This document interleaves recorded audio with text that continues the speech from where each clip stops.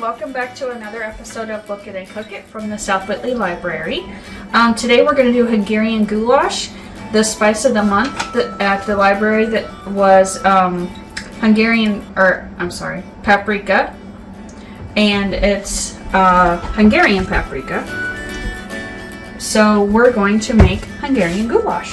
And in this pan I have 2 onions that are diced up with a little bit of butter, and we're going to cook those until they're translucent, and then we're going to add in our stew meat. I have a chuck roast that I cut up, not quite all of the chuck roast, it was a big one, and then you're going to dredge it in flour after you cut it up, and then you're going to add it into your pot after the onions are translucent. So I'm going to do that, and then we'll come back in a little bit and continue on. Okay, so the onions have been cooking, and I don't know if you can see these or not. They're getting translucent. So now we're going to add in 2 tablespoons of paprika.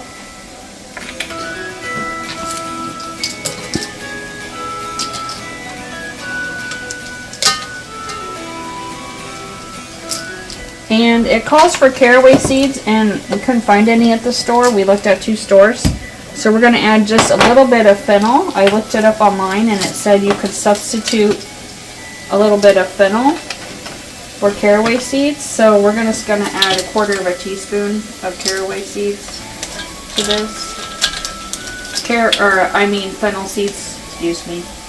Fennel seeds have a licorice taste, and I don't like licorice.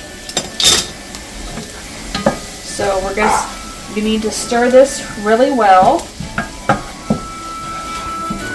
And our recipe, by the way, comes from Spend with Pennies, and I will link that in the description of the video.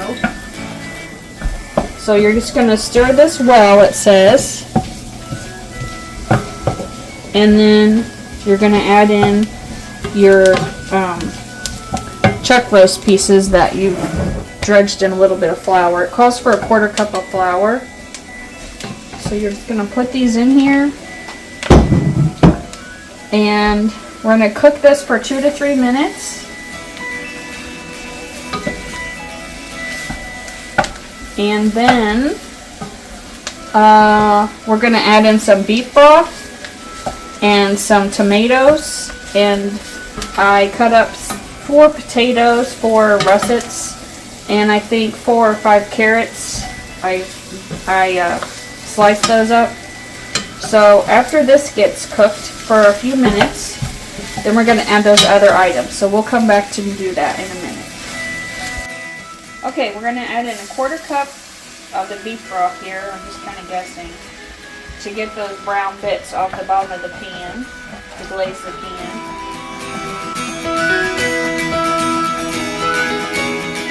Add some flavor into the meat.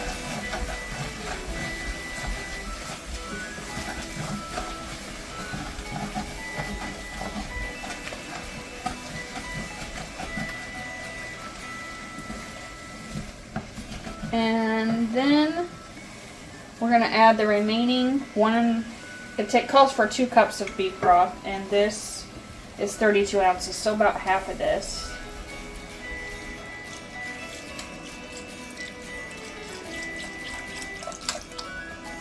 A little bit more. Add our beef broth in there. And the tomatoes, it doesn't say if you're supposed to drain them, so I'm not going to. Yeah.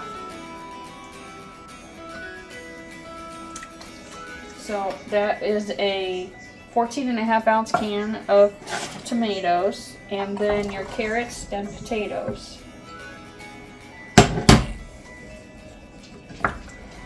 And then you're going to let this simmer and cook for at least 1.5 hours up to 2 hours. And basically then it's done. So it's pretty easy dish to do. Probably not for a weeknight, but for a weekend. You could put this on the stove and it could cook while you're watching football or raking leaves outside or something. So We're going to let this cook for an hour and a half to 2 hours, and then we will come back and see what this tastes like.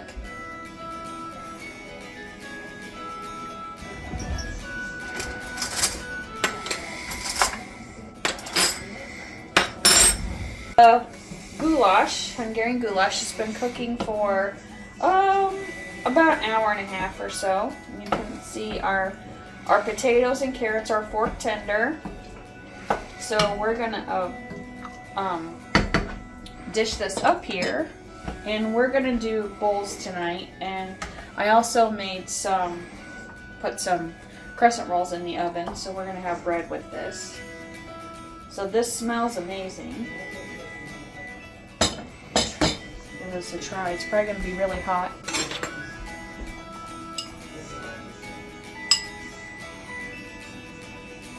See if I can get a small piece of meat there.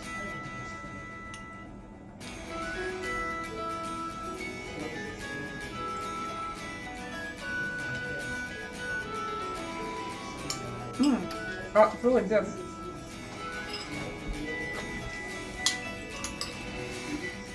That paprika in there really adds flavor. Well, excuse me.